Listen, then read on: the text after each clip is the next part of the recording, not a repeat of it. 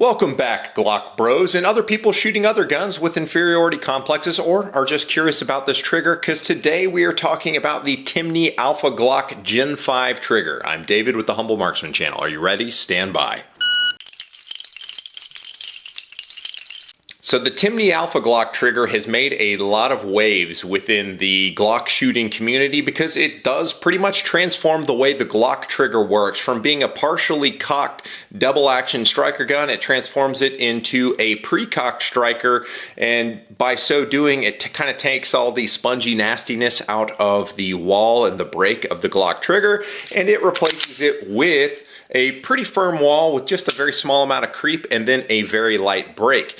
But it does it at about $160 price point using a stock striker with a stock striker spring. So using this kit, you get a very clean 3-pound Glock trigger, but you get to use a stock striker spring, firing pin block spring, and connector. This gun right now has a 3-pound break using the dot connector that comes in Gen 5 guns. The only change to this fire control group is the Timney drop-in trigger. Real quick, I'm going to tell you more about how the trigger actually performs. We'll talk about how it actually does what it does, and then we'll get you out of here. So those of you who follow the channel are probably looking for kind of the cinematic B-roll, like shooting with gloves on and all that cool stuff. None of that this time. I only had this in the gun for about 3 sessions at the time of filming this. It's probably, I would guess, between 400 and 500 rounds at this point. I had 2 practices to confirm that it worked in the gun, and I shot an indoor IDPA match, which was about 120 rounds. I'm happy to report that the gun had 0 stoppages. The behavior of the trigger is absolutely brilliant. I mean, pound for what you're spending on the Timney Alpha Glock trigger, I can say that it probably is the best in its class. Like all the other $150 trigger kits really don't even come close. And the fact that you maintain reliability while dropping the pull weight to 3 pounds is incredible. So before we dive a whole lot deeper, I do need to talk to the young Davids in the crowd out there who just got their Glocks, excited about it and starting to get into it.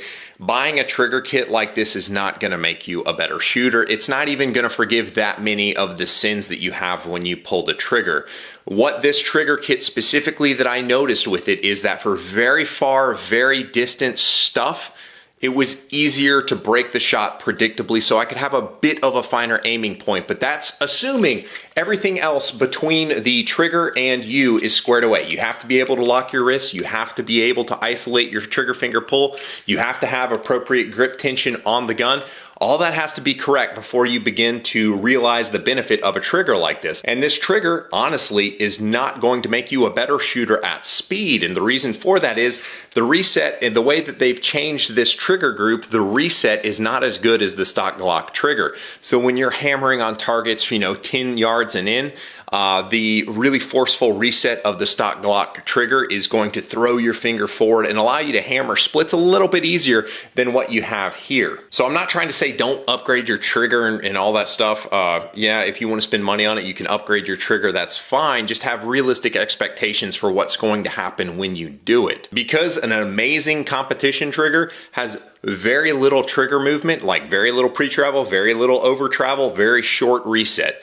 The trigger travel, pre-travel, and over-travel on this is roughly the same as a stock Glock. The only difference is that it breaks at 3 pounds and the wall is a little bit cleaner. So now that we've moderated your expectations, if I were competing with Glocks, I'll just go out there and say it, that I would probably compete with this trigger because it does clean up your medium to far distance shots. It does provide an advantage on the stuff that you really have to pin your ears back and aim on. So don't hear me say all that kind of poo-pooing modifying triggers. I'm just trying to set expectations appropriately. Probably the biggest impact that this trigger has on how you shoot the Glock is the trigger shoe itself. The trigger face is a much better shape.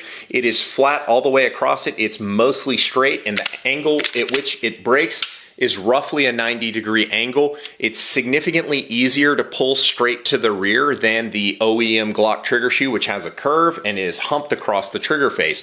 So this is a little bit easier to pull straight to the rear if you get on it and just kind of ham-fisted slap it. So the trigger shoe itself probably assists more than how it transforms the break and transforms the gun into a pre-cock striker. If you want to see the whole match video that I shot this gun at, I'll put a link to it and you can check it out. But how this kit actually works is different from every other drop-in Glock kit. So a regular drop-in Glock kit, it's basically taking all the same Glock parts and it's changing the geometry of them very slightly. So what ends up happening is you get a lighter Glock trigger that is pretty much the same as a stock Glock trigger. It just has a lighter break. Still spongy, still creepy.